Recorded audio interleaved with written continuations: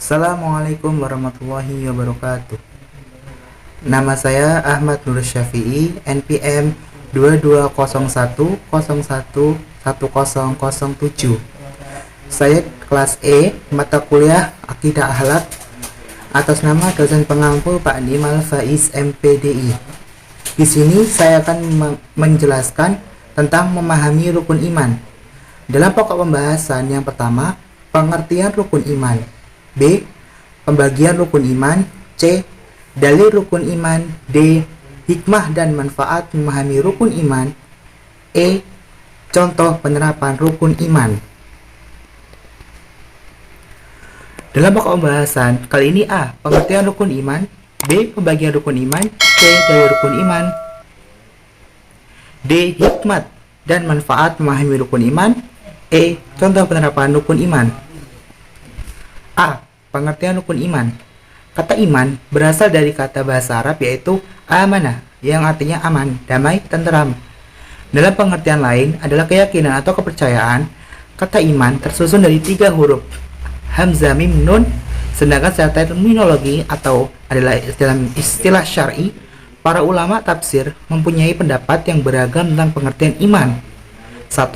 Menurut Muhammad Nawawi Al-Jawi berkata, imam adalah mereka yang percaya dengan segenap hati mereka, tidak seperti orang-orang yang berkata namun tidak sesuai dengan hati mereka. Menurut Ibnu Katsir, iman adalah membenarkan ucapan dengan perbuatan, kemudian melakukan sholat dan menunaikan zakat dan apa yang dibawa oleh Rasulullah SAW. B. Bagian rukun iman. Yang pertama yaitu rukun iman, iman kepada Allah SWT. Iman kepada Allah menempati urutan yang pertama.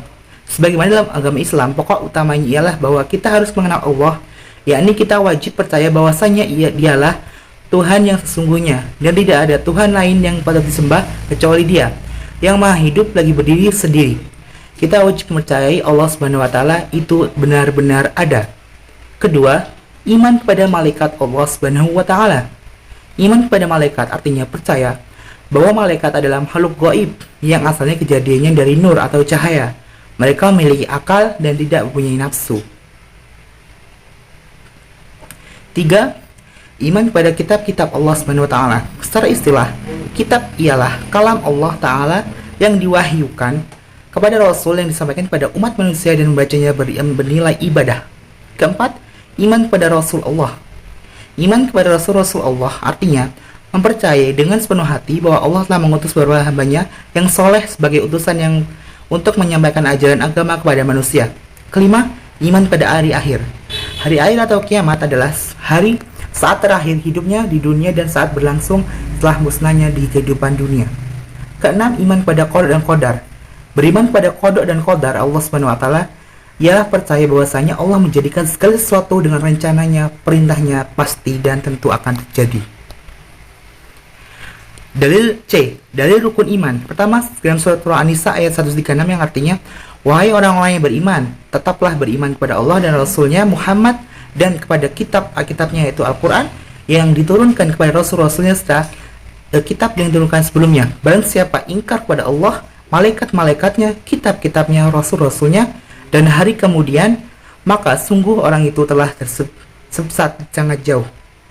2. Hadis Muslim. Dalam hadis artinya, beritahukan kepadaku tentang iman. Rasulullah SAW menjawab, engkau beriman kepada Allah, kepada malaikat, kitabnya, kepada Rasulnya, kepada hari kiamat, dan kepada takdir yang baik maupun yang buruk.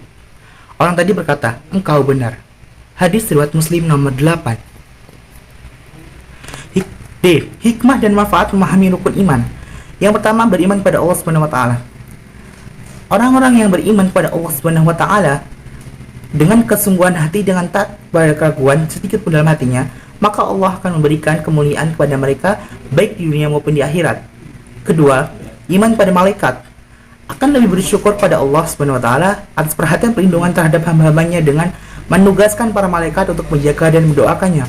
Akan lebih mengenal kesabaran dan kekuasaan Allah SWT yang menciptakan dan menugaskan para malaikat. Ketiga, iman kepada kitab Allah sebagai petunjuk dan rahmat orang-orang yang beriman dan bertakwa untuk membenarkan kitab-kitab suci sebelumnya. 4. Iman kepada Rasul-Rasul Allah teguh keimanannya kepada Allah Subhanahu wa taala, semakin kuat keimanan orang pada Rasulullah, maka akan semakin kuat pula keimanan pada Allah. Kata pun pada Rasul adalah bukti keimanan kepada Allah Subhanahu wa taala. D.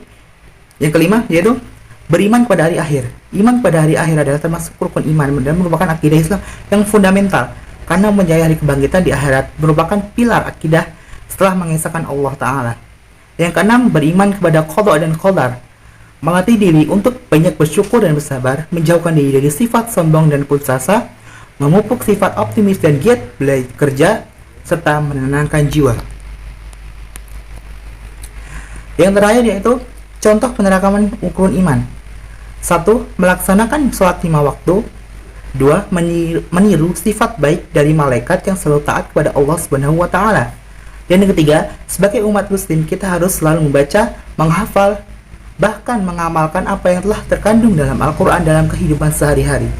Yang keempat, rajin membaca sholawat Nabi setiap hari, menjalankan sunnah dari Rasulullah yang telah diajarkan, dan meniru sifat baik para Rasul, yaitu 25 Rasul yang telah Allah pilih.